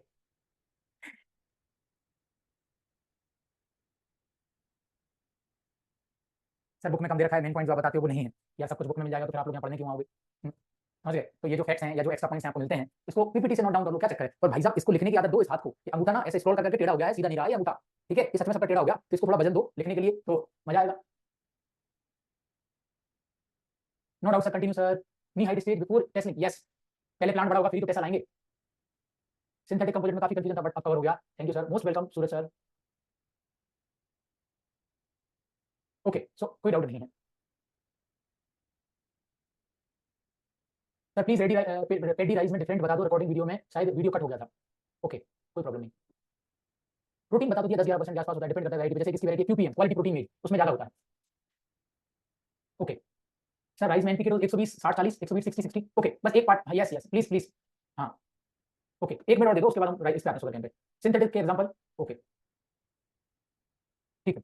एंथेसिस सिल्किंग इंटर, अच्छा सर व्हाइट आई क्या होता है? ये जो बर्ड्स होती है ना, ये जो पत्ती होती है, जो बर्ड्स हैं वो व्हाइट कलर की हो जाती है, उसको व्हाइट आई कहते हैं। हार्वेस्टिंग बताया तो अब कटवा के बता दूंगा वीडियो में, ठीक है? चलो इतनी बात समझ में आ गई होगी, कोई डाउट नहीं है। Anthesis silking interval meaning, anthesis silking. So चलो छोड़ो, अब आपके कोई डाउट नहीं है, स्टार्ट करते हैं। शुगर कैन बेबी कॉर्न बचा है, कल फिनिश कर देंगे क्वेश्चन के साथ, ठीक है? चलो अब बात करें शुगर कैन के बारे में। तो एक लंबी सी सांस लो ताकि हमारा टॉपिक फिनिश हो गया, मक्का मेज। अब हम स्टार्ट करते हैं किसको? अब हम स्टार्ट करें शुगर कैन। तो कॉन्सेप्ट हमारा थोड़ा क्लियर रहना चाहिए जब बात करेंगे शुगर कैन की। तो सेकेरम स्पीसीज उसको कहते हैं, क्यों कहते हैं? क्योंकि यहाँ पर सेक्रम स्पीसीज इसलिए बोलते हैं क्योंकि हम क्या कर सकते हैं सेक्रम स्पीसीज, क्योंकि इसमें ज्यादातर स्पीसीज है, वाइल्ड स्पीसीज है, इंडियन कैन है, चाइनीज कैन है, ठीक है? इसको नोबल कैन भी कहते हैं, ठीक है? काय का रिप्लाई जल्दी बताओ, टाइम पास मत करो यहाँ, ठीक है? और भी पढ़ाना है मुझे। नाइट्रोजन इसलिए देते हैं क्योंकि वेजिटेटिव पार्ट के लिए वो हेल्प करता है, राइज हाइपोजियल होता है जर्मिनेशन में। छोड़ो चलो, ठीक। एंथेसिस ऑफ सिल्किंग यार मैंने बोल तो दिया आपको, वो सिल्किंग से रिलेटेड क्वेश्चन है। चलो ऐसे तो आप टाइम पास करते रहोगे, फोकस करते हैं। शुगर कैन का नाम आपको पता होगा, सेक्रम स्पीसीज, ये ग्रेमिनी परिवार का होता है। एक ऐसी क्रॉप जिसमें क्रोमोसोम को लेकर वेरिएशन देखने को मिलते हैं, ठीक है? क्रोमोसोम को लेकर वेरिएशन देखने को मिलते हैं, जैसे 80 से लेके अलग अलग क्रोमोसोम नंबर देखने को मिलेंगे। ये तो आपका इंडियन कैन वाला है, 80 से लेके 124 118 के आसपास क्रोमोसोम होते हैं। ऑरिजिन क्या है? इंडो बर्मा रीजन है। ऑरिजिन क्या माना जाता है? इंडो बर्मा रीजन माना जाता है, ये याद रखना है। कुछ कुछ बुक्स में जो कैन है ना उसका ऑरिजिन न्यू गियाना माना जाता है, न्यू गियाना माना जाता है, बट हम इंडो बर्मा रीजन इसको कंसीडर कर सकते हैं, ठीक है? अब शुगर कैन की बात करें, शुगर कैन का नेचर कैसा है? नेचर उसका बाइनियल और पेरिनियल होता है, बट ग्रो हम उसको एनुअल करते हैं, ठीक है? नेचर बाइनियल है बट ग्रो कैसे करना है? एनुअल करना है, क्योंकि हमको एक साल में उसको कवर करना होता है, ठीक है? फैमिली क्या हुई? ग्रेमिनी, उसको पोएसी कहते हैं। अब जो इतने नाम आपको नजर आ रहे हैं ना, ये अलग अलग नाम है शुगर कैन के। जैसे बात करें इसको हेवी फीडर कहते हैं, ठीक है? इसको इंटरमीडिएट डे लेंथ प्लांट भी कहते हैं, इसको पेरेनियल प्लांट भी कहते हैं, but we grow as annual plant. मैंने बता दिया इसको एनुअल प्लांट ग्रो करेंगे क्योंकि एक साल में लाइफ साइकिल हम कंप्लीट कर लेते हैं। But if we go with अर्धसाली शुगर कैन, सो वो एनुअल नहीं होगा, वो बाइनियल नेचर का हो जाएगा, क्योंकि वो 18 महीने की फसल हो जाती है। मोस्ट इंपोर्टेंट कैश क्रॉप इसका नाम है, हाईएस्ट वाटर कंज्यूमिंग क्रॉप भी इसको कहते हैं। क्या कहते हैं? हाईएस्ट वाटर कंज्यूमिंग क्रॉप भी कहते हैं। इतनी बातें आपको समझ में आ गई होंगी, ठीक है? ये तो बेसिक जानकारी थी। अब आगे बात करते हैं क्लासिफिकेशन ऑफ शुगर कैन की। जब बात करेंगे तो ट्रॉपिकल कैन भी होता है, इंडियन कैन भी होता है, चाइनीज कैन भी होता है और वाइल्ड कैन। कैन मतलब शुगर कैन की ही बात कर रहा है, वाइल्ड कैन की भी दो स्पीसीज होती है। चाइनीज कैन, इसमें देखो दो चीजें हैं, शुगर कैन हम किस लिए लगा रहे हैं? शुगर के लिए लगा रहे हैं, ठीक है? अगर किसी में शुगर ज्यादा है तो मतलब उसके अंदर फाइबर कंटेंट कम होगा, फाइबर उसके अंदर कम होगा। जैसे जो आपको पीछे बैकग्राउंड में फोटो नजर आ रहा है, ये जो डंठल है, जो स्टेम है, क्योंकि मेन पार्ट इसका स्टेम होता है, उससे हम क्या करते हैं? शुगर कैन शुगर उसे यूज करते हैं। बट वो जो ऊपर का कवर है, वो छिलका है, अगर वो मोटा है तो उसके अंदर फाइबर कंटेंट ज्यादा है। तो छिलका मोटा होगा तो रस कम मिलेगा, जूस कम मिलेगा, और छिलका पतला होगा तो रस ज्यादा मिलेगा। थिकनेस पे भी मैटर करता है कि हमको कितना मिल रहा है, क्या जूस हमको कितना मिल रहा है, ठीक है? तो चाइनीज कैन में प्रॉपर उतना जूस नहीं होता, फाइबर ज्यादा होता है। सेम कांसेप्ट इंडियन कैन में भी जूस कम होता है, फाइबर ज्यादा होता है। बट ट्रॉपिकल शुगर कैन की जब बात करते हैं तो इसके बारे में डिटेल में जानेंगे। वाइल्ड कैन मतलब वो वाइल्ड स्पीसीज में, वो कल्टीवेटेड नहीं है, ठीक है? वो हमारे काम में नहीं आने वाला, ठीक? चलो आगे बात करें tropical sugar cane, Indian can, Chinese can, क्योंकि देखो बेसिक क्वेश्चन यहां से बन जाता है। पहले तो नाम ही पूछता है, एक कॉटन का नाम, एक वीट के बॉटनिकल नेम, एक शुगर कैन के बॉटनिकल नेम। मतलब बॉटनिकल नेम बहुत इजी टॉपिक होता है, ठीक है? बट हम उसको ना तरीके से नहीं पढ़ते, तरीके से पढ़ना याद हो जाएगा। चलो अब बात करें शुगर ट्रॉपिकल शुगर कैन की। इसको सैकरम ऑफिसिनेलम भी कहते हैं, इसको नोवेल कैन भी कहते हैं। नोवेल कैन मतलब इसको नोवेलाइज किया गया है, इससे जो हमारी कल्टीवेटेड स्पीसीज है शुगर कैन की, और जो वाइल्ड स्पीसीज है उनके साथ क्रॉस करवा के डिजीज रेजिस्टेंस कैपेसिटी डेवलप करवाई। कौन ने? हमारे शुगर कैन विजार्ड साहब ने। उनका नाम क्या है? उनका नाम है टी.एस. वेंकटरमन। इनको शुगर कैन विजार्ड हम कहते हैं, गन्ने का जादूगर उनको कहते हैं। किसको? टी.एस. वेंकटरमन, वेंकटरमन, टी.एस. वेंकटरमन साहब को शुगर कैन विजार्ड के नाम से जाना जाता है। इन्होंने शुगर कैन का नोवेलाइजेशन करवाया, डिजीज रेजिस्टेंस कैपेसिटी डेवलप करवाई। तो अभी एट प्रेजेंट ज्यादातर गन्ना हम ग्रो कर रहे हैं, उसको क्या बोलते हैं? ट्रॉपिकल शुगर कैन कह देते हैं, या इसको नोवेल कैन कह देते हैं, नोवेल कैन। ओके, इतनी बात आपको समझ में आ गई होगी, ठीक है? इतनी बात समझ में आ गई आपको, ठीक? चलो इसके बाद इंडियन कैन की बात करेंगे तो बारबेरी, इंडियन कैन की बात करेंगे तो बारबेरी, ठीक है? इंडिया कैन की बात करें तो बारबेरी, बार-बार से याद कर लोगे, ठीक है? अब चाइनीज कैन की बात करेंगे तो सेक्रम साइनेंसिस, चाइनीज से ही साइनेंसिस आया है। अब वाइल्ड कैन की बात करेंगे तो सेक्रम स्पॉन्टेनियम है और एक रोबस्टम। स्पॉन्टेनियम को पाखेरी गन्ना भी कहते हैं, हिंदी में पाखेरी गन्ना भी इसको कहते हैं, ठीक है? इतनी बात समझ में आ गई आपको? ट्रॉपिकल कैन दिमाग में याद करो, रिकॉल करो क्या? Yes, saccharum officinarum. Indian cane की बात करेंगे तो बारबेरी, और चाइनेंसिस, चाइना से बात कर रहा था, यस, चाइनीज कैन की बात करें तो सेक्रम चाइनेंसिस। अब वाइल्ड कैन की बात करेंगे, एक तो स्पॉन्टेनियम है और दूसरा रोबस्टम है। क्या याद हो गया सारा? ठीक है, इसको याद करना है। अगर आज अभी याद नहीं किया तो फिर आगे याद नहीं होता। एक चीज याद रखना, जीवन में अलग से कुछ नहीं होता, जो भी होता है साथ होता है। आप सोचो कि अभी बिल्कुल ऐसे बैठ के शांति से देखूंगा पूरी क्लास, टाइम पास करूंगा, बाद में लिखूंगा, बाद में कुछ नहीं होता भाई। जो भी है क्लास के साथ है तो क्लास के साथ लिखते चलो, क्लास के साथ याद करते चलो, अलग से कभी कुछ नहीं होता, ठीक है? 1 मिनट का टाइम लूंगा, क्योंकि मेरा खुद का पर्सनल एक्सपीरियंस रहा है। गांव में सब लोगों ने देखा होगा, जो नीचे पंगत जिसको बोलते हैं, पंक्ति में बैठा के जो खाना खिलाते हैं, ठीक है? या मान चलो मान सम्मान पे आपको टेबल कुर्सी पे बैठ के खाना खिला रहे हैं, तो वहां पर आपको पूरा खाना दे दिया, 56 भोग आपको दे दिया। अब अलग से मिठाई आपके उसमें रखी हुई है, ठीक है? समझना थोड़ा, 1 मिनट। अब आपने ना भरपेट पहले तो खाना खा लिया, क्योंकि भंडारा जैसा मिल रहा है तो पूरा खा गए। अब बोलेंगे ये जो मिठाई है ना, ये आखिरी में खाऊंगा, क्यों? क्योंकि पहले तो पेट भरने के चक्कर में थे, क्योंकि पंक्ति में बैठे हैं टेबल में। बूफे सिस्टम की बात नहीं कर रहा हूं, बबल की नहीं बात कर रहा हूं, मैं पंक्ति वाली बात कर रहा हूं, जो गांव में चलता है, ठीक है? वो खा लिया आपने, अब आखिरी में पता चला पंक्ति उठने वाली है और आपकी मिठाई बच गई, आपने उसको आपने अलग के लिए रखा था कि अलग से खाऊंगा, भाई साहब मजा कितना हो गया उसका, क्यों? क्योंकि ऑलरेडी पेट भर चुका है, अब इधर उधर वाले उठ रहे हैं तो जबरदस्ती उसको मुंह में ठूसा, जैसे तैसे उठे हाथ धोए, तो वो मजा ही गड़बड़ हो गया ना। तो देखो प्रॉपर आपने खाना ढंग से खा पाए ना, प्रॉपर आप उसका मजा ले पाए, किसका? वो जो स्वीटनेस है उसका मजा नहीं ले पाए। तो जीवन में अलग से कुछ नहीं होता, जो भी होता है साथ होता है। इस कहानी से हमको शिक्षा क्या मिलती है कि पढ़ाई के साथ अलग से कुछ नहीं होता, जो भी होता है कक्षा के दौरान ही होता है। ठीक है जी, वेरी गुड हर्ष का ध्यान कहानी पे भी है और लिखने में भी है, वेरी गुड हर्ष, ऐसे ही पढ़ते रहिए। ठीक है जी, तो ये पार्ट हमारा हो गया। अब एक एक करके सबके बारे में जानेंगे। ठीक है, अब पहले बारे में जानेंगे ट्रॉपिकल कैन क्या है। तो ट्रॉपिकल कैन में 80 क्रोमोसोम है। सेकंड ऑफ कैन कहलाएगा, novel can, thick can, juicy can भी कहते हैं, अपने आप में इंपॉर्टेंट है। लो फाइबर कंटेंट, क्यों? मैंने बोला ना जिसमें फाइबर कम होगा उसमें क्या ज्यादा होगा? यस, उसके अंदर शुगर ज्यादा होगा, उसके अंदर शुगर परसेंटेज इसमें ज्यादा होगा, शुगर परसेंटेज इसमें ज्यादा है, इसलिए इसको ज्यादा ग्रो कर रहे हैं। बात समझ में आ गई होगी आपको। ठीक, चलो अब आगे बात करें। ठीक है, अगले की बात करते हैं। जब अगले की बात करेंगे तो इंडियन कैन में 82 टू 124 क्रोमोसोम है। सेकंड बार बार करें, मीडियम इसमें सुक्रोज है, क्यों? क्योंकि इसके अंदर फाइबर कंटेंट ज्यादा है। समझ गए? चलो आगे की बात करें। चाइनीज कैन की बात करेंगे तो सेकंड चाइनीज इसको कह देते हैं हम। 118 इसके अंदर क्रोमोसोम होते हैं, मीडियम सुक्रोज है, हाई फाइबर कंटेंट है। सेम कांसेप्ट है चाइनीज वाले और इंडिया कैन के, बट क्रोमोसोम अलग है। 82 टू 124 था, या ओनली 118 क्रोमोसोम है। ठीक, समझ गए? आगे बात करें शुगर कैन के और कांसेप्ट के बारे में। तो ये जो है आपके और की पॉइंट, मेजर शुगर प्रोड्यूसिंग जो है क्रॉप होती है पूरी वर्ल्ड में। 80% शुगर किससे बन रही है? हमारे शुगर कैन से बन रही है। इसके अलावा जो हमारा सोरगम है वो भी शुगर क्रॉप के लिए यूज हो जाता है। कुछ वैरायटी है जो मीठी वैरायटी है सोरगम की, मतलब ज्वार की कुछ ऐसी वैरायटी जिसमें स्वीटनेस है, उससे भी शक्कर बनाई जाती है। हां जी, वो भी स्वीटनेस के काम में आता है। चुकंदर की बात करें, बीटरूट की, वो भी जो है आपका शुगर बीट से भी आपका गुड़ बनाया जाता है और शक्कर बनाई जाती है। तो sorghum, sugar beet and sugarcane, तीनों में क्या नाम है? S for sorghum, S for sugarcane, S for sugar beet और एस फॉर शुगर। ओके, ये प्रोमिनेंट क्रॉप है, हमने समझ लिया था। और सेकंड लार्जेस्ट एग्रोबेस्ड इंडस्ट्री है कौन? Sugar industry. कितनी बात समझ में आ गई? फिर ग्लोबल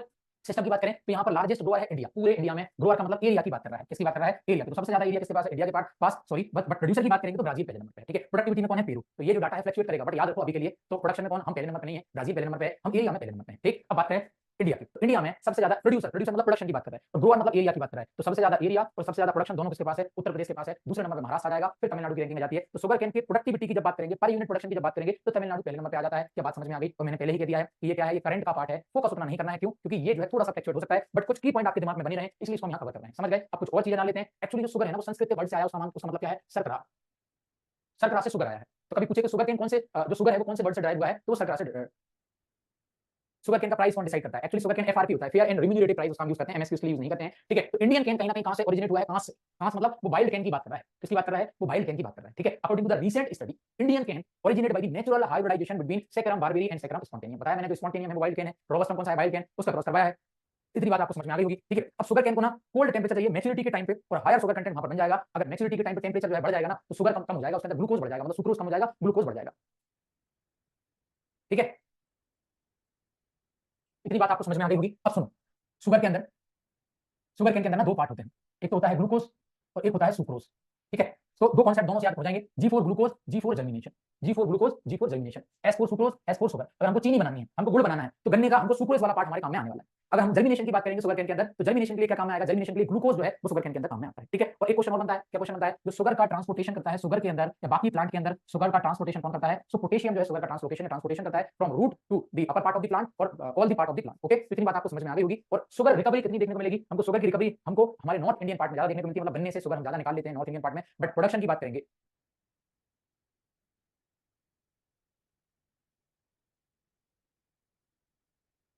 ठीक, चलो प्रोडक्शन की बात करेंगे तो प्रोडक्शन में साउथर्न पार्ट, साउथ इंडिया वाला पार्ट ज्यादा अच्छा है, क्योंकि वहां का क्लाइमेट ज्यादा अच्छा है। ठीक है, तो इतनी बेसिक चीजें आपको समझ में आ गई।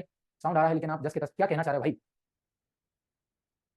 देखो विष्णुदत्त, आप बहुत जो है कमेंटबाजी कर रहे हो, मैं यहाँ शुगर कैन पढ़ा रहा हूँ, आपको जो है गन्ना और ये सब बीट और ये सब पूछना है। भाई थोड़ा सा पेशेंट रखा करो यार, शांति रखा करो। ठीक है, आप भी भटकते हो, बाकी क्लास को भी भटकाते हो, वो मुझे पसंद नहीं है। ठीक है, या साउथ वाला पार्ट ज्यादा थोड़ा सा टाइम लेता है। ठीक, चलो इतनी बात समझ में आ गई होगी। अच्छा, मैच्योरिटी के टाइम पे टेंपरेचर बढ़ेगा तो क्या होगा? जो सुक्रोज है वो किसमें कन्वर्ट हो जाएगा? ग्लूकोज में। और हमको जर्मिनेशन के लिए ग्लूकोज चाहिए, G for germination, G for glucose, S for sugar, S for sucrose. तो शुगर के लिए सुक्रोज चाहिए। तो जो पिक्चर में आपको पीछे नजर आ रहा है, जो गन्ने का मिडिल पोर्शन होता है उसमें सुक्रोज ज्यादा होता है, लोअर पोर्शन में भी ग्लूकोज ज्यादा होता है और अपर पोर्शन में भी क्या होता है? ग्लूकोज ज्यादा होता है। क्या प्रॉपर बात आपको समझ में आ गई? प्रॉपर बात समझ में आ गई, याद भी हो गया, बिल्कुल याद हो जाएगा। अब आगे बात करते हैं एवरेज हाइट की बात करेंगे तो लगभग 2.5 मीटर के आसपास इसमें एवरेज हाइट जाती है। रूट्स की बात करेंगे तो रूट्स इसमें भी दोनों टाइप के रूट्स मिलेंगे, ये भी ग्रेमिनी फैमिली में आ रहा है। एक तो सेट रूट आ गई, दूसरी सेकेंडरी रूट आ गई। वो जो ऐसे पैर जैसे जमे हुए थे मक्के में, ऐसे कॉन्सेप्ट मेज में इसमें होता है शुगर कैन में। लीफ क्या है? 8 से 10 पत्तियां देखने को मिलेंगी इसमें, एक प्लांट में 8 से 10 पत्तियां देखने को मिलती हैं। अब इसमें टॉपिंग करते हैं, टाइम करते हैं, ठीक है, डी ट्रेशिंग करते हैं, ट्रेशिंग करते हैं, वो कॉन्सेप्ट स्पेशल प्रैक्टिसेस का है। तो सारी क्रॉप्स का कॉमन एक साथ पढ़ लेंगे, वहां कवर हो जाएगा। अब बॉटनिकल डिस्क्रिप्शन की बात करेंगे तो स्टेम को क्या बोलते हैं? स्टेम को स्टार्ट बोलते हैं। और स्टेम की बात करें तो स्टेम को हम क्या, जैसे ऐसे इसमें नोड्स निकलते हैं और अल्टरनेट पोजीशन पे निकलते हैं। ठीक है, इसको क्या बोलेंगे? इसको हम नोड कहते हैं। इस वाले एरिया को क्या बोलेंगे? इसको नोड। तो ये जो बीच वाला पोर्शन होता है इसको क्या बोलते हैं? इसको इंटर नोड कहते हैं। क्या कहते हैं? इंटर नोड इसको कहते हैं। ठीक है, तो कुछ इस डायरेक्शन में जो है अल्टरनेटिवली इनके अंदर वर्ड्स निकलती हैं, इसको क्या बोलते हैं? इसको बर्ड कहते हैं। क्या बोल देते हैं? इसको बर्ड कह देते हैं या इसको आंख कह देते हैं। ठीक है, ये जो है हमको याद रखना होता है। ठीक है जी, yes you are linking your okay समझ गए यार मैं खुद इग्नोर करता हूँ कमेंट्स को लेकिन कुछ लोग पता है क्या करते हैं आप सब लोग जानते हो आप में से ही हैं वो भी प्यारे भाई बहन हैं बट वो सोचते हैं कि वो अपनी बातें मेरे तक रख दें तो मैं आपके बीच ही हूँ वो क्या करते हैं एक मैसेज को ना नहीं देख लिया जैसे मैंने यहाँ देख लिया इग्नोर कर दिया दोबारा copy paste copy paste copy paste बस देखो मुझे बताना है मैं एक बार में बता दूंगा और नहीं बताना तो 50 बार लिखोगे इरिटेट करोगे समझ गए इतनी बात समझ में आ गई होगी इतना तो हमने समझ लिया दूसरा constructed from nodes and internode वो मैंने आपको बता दिया क्या होता है ठीक है उसके बाद शुगर केन क्या है उसके अंदर कैपेसिटी होती है कि वो एक प्लांट में 20 से 40 बर्ड भी जो है प्रोड्यूस कर सकता है और अपोजिट डायरेक्शन में नोड और इंटरनोड निकलती हैं ठीक है और उन बर्ड्स को हम आईवी कह देते हैं जितना कॉन्सेप्ट था सब लिख के बता दिया चीजें क्लियर हो गई यस इमोजी के ही साथ भेजते हैं ताकि वो इमोजी का इंपैक्ट अलग दिखता है ना ठीक वर्ड की बात करें अपने आप में इंपॉर्टेंट है भाई साहब इसको एरो या स्पाइक कहते हैं एक और क्वेश्चन जो इन्फ्लोरेसेंस होती है इसके अंदर शुगर केन के अंदर उसको ओपन पेनिकल भी कहते हैं क्या कहते हैं ओपन पेनिकल भी कहते हैं और process of emerging inflorescence is called as arrowing ये भी पूछा जाता है गन्ने के अंदर पुष्पक्रम वृद्धि की प्रोसेस को क्या कहते हैं एरोइंग कहते हैं इन्फ्लोरेसेंस को एरो कह देते हैं स्पाइक जेट कह देते हैं स्पाइक लेट और ओपन पेनिकल भी इसको कहा जाता है ठीक है एरो स्पाइक जेट भी इसको कहते हैं ठीक है समझ गए ओपन पेनिकल भी कहेंगे अच्छा देखो चाहे पेनिकल कह दे चाहे ईयर कह दे चाहे हेड कह दे चाहे स्पाइकलेट कह दे ये सारा किसका टाइप है ये सब ग्रेमिनी फैमिली वाले क्रॉप्स का टाइप है राइस के अंदर पेनिकल कह दिया व्हीट के अंदर स्पाइकलेट कह दिया या स्पाइक कह दिया गन्ने के अंदर एरो या ओपन पेनिकल कह दिया बाजरा ज्वार में हेड कह दिया ईयर कह दिया टाइप वही कंफ्यूज नहीं होना फैमिली से जाओ ना फैमिली सबकी क्या है फैमिली सबकी ग्रेमिनी है नाम बस अलग अलग है एमएससी में एनएससी में सब में आता है ये तो ठीक है तो arrow is open branch panicle तो मैंने बता दिया ये आपका ओपन पेनिकल भी कहलाता है क्या बॉटनी वाला कांसेप्ट क्लियर हो गया ठीक है इतनी बात आपको समझ में आ गई ठीक अब आगे बात करते हैं आगे जब बात करेंगे तो सोइल और पीएच की बात करेंगे हमारे पास अभी 5 मिनट है इतना तो फिनिश कर लेंगे इसके आगे आगे कंटिन्यू करेंगे बेबी कॉर्न कल पढ़ेंगे सोइल और पीएच की बात करेंगे तो सभी टाइप की सोइल में इसको लगाया जा सकता है 6.5 से 7.5 pH but well drain soil में चाहिए पानी नहीं भरना चाहिए पानी कोई राइस और जूट के अलावा किसी क्रॉप को बेटर रॉक कंडीशन बिल्कुल पसंद नहीं या तो राइस या जूट बाकी किसी को ज्यादा पानी चाहिए नहीं तो लॉन्ग टू क्ले सोइल सबसे बढ़िया होती है अच्छा कुछ लोगों को थोड़ा डाउट रहता है कि सर लॉन्गी सोइल किसे कहते हैं ठीक है देखो आप सबको पता है हमारे पास 3 टाइप के पार्टिकल होते हैं जब सोइल पार्टिकल की हम बात करते हैं ठीक है एक तो हमारे पास होता है सैंड एक हमारे पास होता है सिल्ट एक हमारे पास होता है क्ले अब क्ले का आपको पार्टिकल का साइज पता है लेस देन 0.002 mm से कम 0.02 से 0.02 mm सिल्ट का और सैंड में दो होती है फाइन सैंड और कोर्स सैंड होता है तो मैं नॉर्मली दे रहा हूं 0.2 से 2 mm ठीक है अगर किसी के अंदर क्ले कंटेंट ज्यादा है तो उसको क्ले सॉइल कहते हैं हेवी सॉइल कहते हैं सिल्ट ज्यादा है तो सिल्टी सॉइल सैंड ज्यादा है तो सैंडी सॉइल अब लॉमी सॉइल का कांसेप्ट क्या होता है एक्चुअली ये जो है ना ये मिक्सअप होता है किसका सैंड का प्लस आपके सिल्ट का ठीक है तो ये क्या होता है इसमें क्ले कंटेंट भी होता है बट कम होता है तो इसके अंदर ना हार्डनेस कम आती है कॉम्पैक्टनेस कम होती है तो एरेशन प्रॉपर होता है इसलिए जो है आपका क्या कहलाएगा yes equal amount of sand silt mainly sand and silt तो अप्रॉक्सिमेटली सेम ये आपका कहलाएगा ये आपका कहलाएगा लॉमी सॉइल प्रॉपर एरेशन होता है प्रॉपर उसके अंदर जो है सारी एक्टिविटी हो जाती है वाटर होल्डिंग थोड़ी कम हो जाती है बट प्लांट के लिए वाटर लॉक कंडीशन डेवलप नहीं करता ठीक है सलाइन अल्कलाइन और एसिडिक कंडीशन किसके लिए सूटेबल नहीं होगी हमारे गन्ने के लिए ठीक है तो 6.5 स्लाइटली एसिडिक है और 7.5 के आसपास मतलब न्यूट्रल सॉइल चाहिए किसके लिए शुगर केन के लिए जीरो टिलेज में प्रैक्टिस करते हैं किसमें शुगर केन जीरो टिलेज मतलब हम कतारों में टिलेज नहीं कर पा रहे तो केमिकल पे स्प्रे कर सकते हैं तो वो क्या कहलाएगा आपका बेस्ट सॉइल तो एलुवियल सॉइल होती है बट अगर क्रॉप्स की बात करेंगे तो क्रॉप्स के लिए लोमी सॉइल बढ़िया मानी जाती है ठीक है यस मैं आपको सॉइल का कांसेप्ट नहीं बता रहा मैं केवल लोमी सॉइल वाला कांसेप्ट बता रहा था इतनी बात समझ में आ गई होगी ट्रॉपिकल टाइप का प्लांट है क्यों क्योंकि इसको टेंपरेचर ज्यादा चाहिए और अगर टेंपरेचर में थोड़ा उतार चढ़ाव होगा इसके शुगर कंटेंट में भी उतार चढ़ाव हो जाता है इसलिए इसको ट्रॉपिकल प्लांट भी कह देते हैं ठीक है शुगर केन को अब क्या बोल रहा है इसकी ग्रोथ के लिए जो है क्लाइमेटिक कंडीशन इसके लिए कैसी होनी चाहिए सुटेबल होनी चाहिए जिस स्टेज की बात कर रहे हैं वाटर रिक्वायरमेंट कितनी लिखिए 2000 ml बट जब हम अर्धसाली शुगर केन की बात करेंगे किसकी बात करेंगे अर्धसाली का मतलब आधा साल नहीं होता है अर्धसाली का मतलब 18 मंथ होता है और सबसे ज्यादा इसको कहां लगाया जाता है तमिलनाडु में लगाया जाता है इसकी वाटर रिक्वायरमेंट 3000 mm तक भी चली जाती है 3000 mm और सेंटीमीटर में बात करेंगे तो 300 सेंटीमीटर ओके बात समझ में आ गई होगी लॉन्ग ड्यूरेशन क्रॉप होती है इतनी बात प्रॉपर समझ में आप लोगों को आ गई है यहां तक हमने समझ लिया है टेंपरेचर के बारे में जान लिया थोड़ा सा और जान लेते हैं यहां तक पढ़ लेते हैं ठीक है इसके आगे जो है बाद में पढ़ेंगे सीड रेट प्लांटिंग मेथड अपने आप में इंपॉर्टेंट है ठीक है तो दो स्लाइड और पढ़ लेते हैं स्लाइड मतलब ये जो मैं खिसका रहा हूं उसको स्लाइड कहते हैं ठीक है एक स्लाइड ये एक और खिसकाऊंगा तो दूसरी स्लाइड क्योंकि आप लोग ये भी डाउट पूछ रहे हैं सर स्लाइड का मतलब क्या है तो बेस्ट टेंपरेचर 28 से 32 डिग्री टेंपरेचर बेस्ट चाहिए इसलिए ये याद रखोगे राइपनिंग के लिए लो टेंपरेचर 12 डिग्री सेल्सियस होना चाहिए बट 12 से 14 डिग्री सेल्सियस डिजायरेबल हो सकता है ये याद रखोगे पकने के टाइम पे टेंपरेचर बढ़ा तो सुक्रोज किसमें कन्वर्ट हो जाएगा ग्लूकोज में और जर्मिनेशन के लिए ग्लूकोज चाहिए बट हमको तो शुगर बनानी है ना तो सुक्रोज कंटेंट हमारे लिए ज्यादा होना चाहिए ठीक चलो अब बात कर ले तो सीजन की तो सीजन से एग्जाम में क्वेश्चन पूछे जाते हैं जैसे स्प्रिंग फरवरी से मार्च के बीच में इसको लगाया जाएगा नॉर्थ इंडिया में पॉपुलर है 12 महीने की फसल होती है इसको क्या बोलते हैं इसको हम एक साली शुगर केन भी कहते हैं क्या कहते हैं इसको एक साली चलो इसको क्या बोलेंगे इसको बोलेंगे एक साली एक साल में लगाना 41 शुगर केन देंगे दूसरा होता है ऑटम जो सितंबर से अक्टूबर के आसपास लगाया जाएगा नॉर्थ इंडिया में 12 महीने की ये फसल है फिर बात करें अर्धसाली के बारे में तो 18 महीने की फसल है जून टू अगस्त इसको लगाया जाता है तमिलनाडु साउथ इंडिया में सबसे ज्यादा पॉपुलर है बट साउथ इंडिया में भी तमिलनाडु में सबसे ज्यादा पॉपुलर है जिसको अर्धसाली शुगर केन कहते हैं ये 18 महीने की फसल होती है कई बार एग्जाम में क्वेश्चन पूछा गया है ठीक है कई बार एग्जाम में क्वेश्चन पूछा गया है इतनी बात आपको समझ में आ गई होगी ठीक है ऑटम आपकी 12 महीने की है ठीक है ऑटम ये दोनों आपकी 12 महीने की है और जो एक साल की है वो भी 12 महीने की होती है तो आज हमने क्या क्या पढ़ा आज हमने मेज के बारे में जाना ठीक है फिर उसके बाद मेज की पूरी कल्टीवेशन अच्छे से पढ़ी उसके बाद हमने क्या देखा उसके बाद हमने देखा कि जो हमारा शुगर केन है उसको किस तरीके से पढ़ सकते हैं वहां तक की बात करी अब हमारा मेजर पार्ट शुगर केन का कवर होगा अब हम प्लांटिंग की बात करेंगे जो अलग अलग प्लांटिंग है उनकी बात करेंगे जो आपका छोटा सा टॉपिक बचा है बेबी कॉर्न का उसकी बात करेंगे और एक अर्धसाली आपका यस अर्धसाली को 1.5 साल कह सकते हैं एक्चुअली अर्धसाली साउथ इंडिया में ज्यादा पॉपुलर है उसकी प्रोडक्टिविटी भी अच्छी होती है प्रोडक्शन उसका अच्छा मिलता है साउथ इंडिया का क्लाइमेट शुगर केन के प्रोडक्शन के लिए बढ़िया होता है ठीक है इतनी बात आपको समझ में आ गई होगी ठीक है ट्रेंचिंग करते हैं ट्रेंचिंग वो डिपेंड वो सारी मेथड कल पढ़ेंगे ठीक है सारी मेथड्स पढ़ेंगे nice efforts thank you Pradeep Kumar तो आज की कक्षा के लिए इतना ही उम्मीद है मेरा एग्जाम क्लियर हो गया नेशनल शुगर इंस्टीट्यूट का मेरे लिए अच्छा सेशन होगा वहाँ एडमिशन लेना please guide me your teaching is so good thank you okay guys okay so आपका एग्जाम क्लियर हो गया है शुगर इंस्टीट्यूट का हाँ तो आप ले अच्छा ओके जा सकते हैं अगर आपका इंटरेस्ट है उस लाइन में जा सकते हैं सबके फेवरेट सर अरे नहीं फेयर वेट मत बनाओ यार फेयर वेट ही फिर फेयर वेट हो जाते हैं ठीक तो मैं तो एक अच्छा इंसान बनने की कोशिश कर रहा हूँ thank you teaching great teaching okay yes ठीक है तो आज के लिए इतना ही अच्छे से पढ़ोगे थोड़ा सा होमवर्क आप लोगों के लिए देखो भाग्य होमवर्क के नाम पे होमवर्क ये है कि होमवर्क जितना आपको पढ़ाया 20 क्वेश्चन मेज से बना के लाओगे ठीक है और 10 क्वेश्चन शुगर केन से बना के लाओगे तो कितने हो गए 30 क्वेश्चन हो गए ठीक है समझ में आ गई इतनी बातें आपको समझ में आ गई 20 क्वेश्चन मेज के 10 क्वेश्चन शुगर केन के और 10 क्वेश्चन किसके लेके आओगे व्हीट के लेके आओगे 40 और 10 क्वेश्चन किसके लेके आओगे चलो ठीक है 30 question only 30 question 20 question make from चलो 10 क्वेश्चन मक्के के बनाना 10 क्वेश्चन किसके बनाओगे व्हीट के 10 क्वेश्चन बनाना शुगर केन के तो मैं तीनों क्रॉप के आपके जो होमवर्क है असाइनमेंट में चेक करूंगा ठीक है होमवर्क में सबका चेक करूंगा सबसे पहले आशुतोष ने बोला कि सर मेरा होमवर्क चेक नहीं करते तो कल इनके साथ ही चेक किया जाएगा ओके ओके, तो आज के लिए इतना ही। उम्मीद है आपको सारी चीजें समझ में आ गई होंगी। ओके, ठीक। सो अच्छे से पढ़िए, अपना ध्यान रखिए, मिलेंगे अगली क्लास में नई एनर्जी नए टॉपिक के साथ। तब तक के लिए जय हिंद, जय भारत।